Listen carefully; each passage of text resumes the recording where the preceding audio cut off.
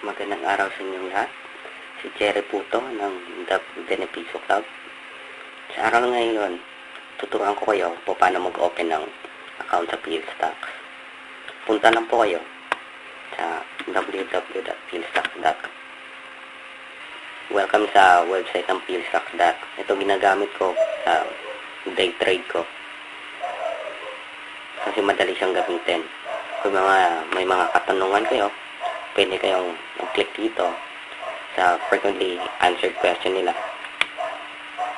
Kung hindi ko masagutan yung mga ibang tanong nyo, mag-click lang po tayo dito sa open an account, tapos itong lalabas. Pwede na mag-open ng individual account, joint account, tapos fill up nyo lang yung mga information na kailangan nila. Pagtapos yung ma-fill up, yung mga information na kailangan nila, check nyo ngayon yung email nyo.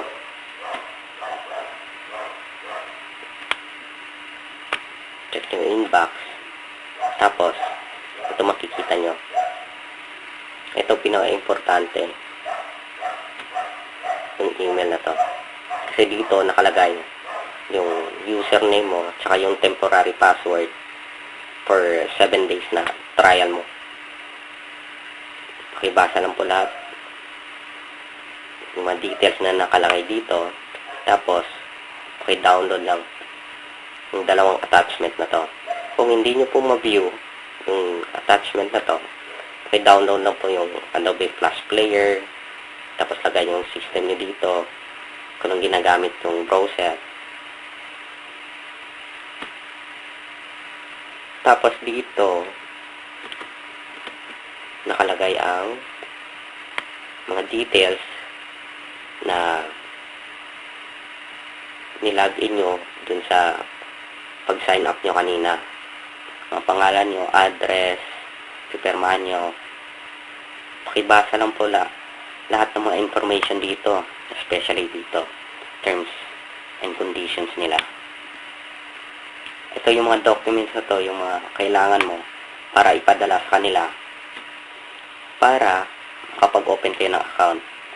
Pero before nyo ipadala yung mga documents na to, picturean nyo muna, then email sa kanila para ma-check nila kung ano pang mga kulang nyo para tuloy-tuloy yung pag-open nyo ng account sa PhilStocks. Klikan natin yung email natin. Kunin natin yung temporary password. Saka punta tayo dun sa website nila. Saka client login. Saka yung password, i-copy-paste nyo lang po.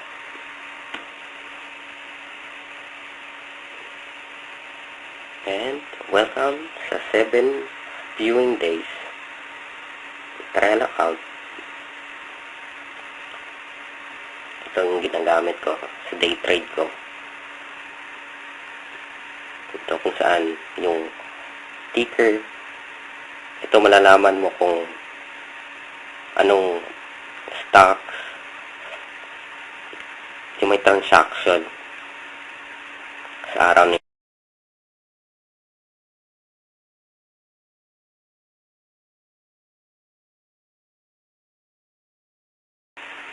Ito mga balance, wala pang laman kasi kaka-open lang po. Dito naman yung watchlist.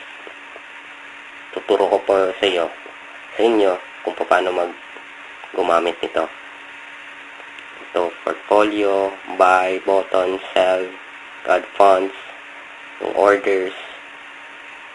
Ito yung mga transaction nila. Malaking bagay ito na tulong kapag day trader ka. Ito yung price ng stocks. Example dito, symbol. Lakay natin yung JFC.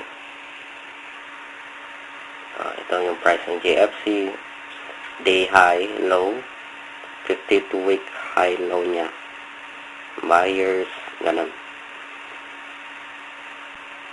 Sige, review natin. Punta kayo sa sa website nila, open account, fill up lahat ng forms, check yung email, download yung files.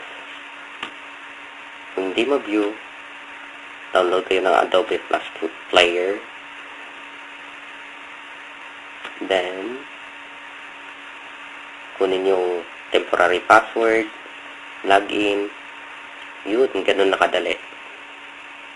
Ito po ulit si Jerry ng The Binipiso Club.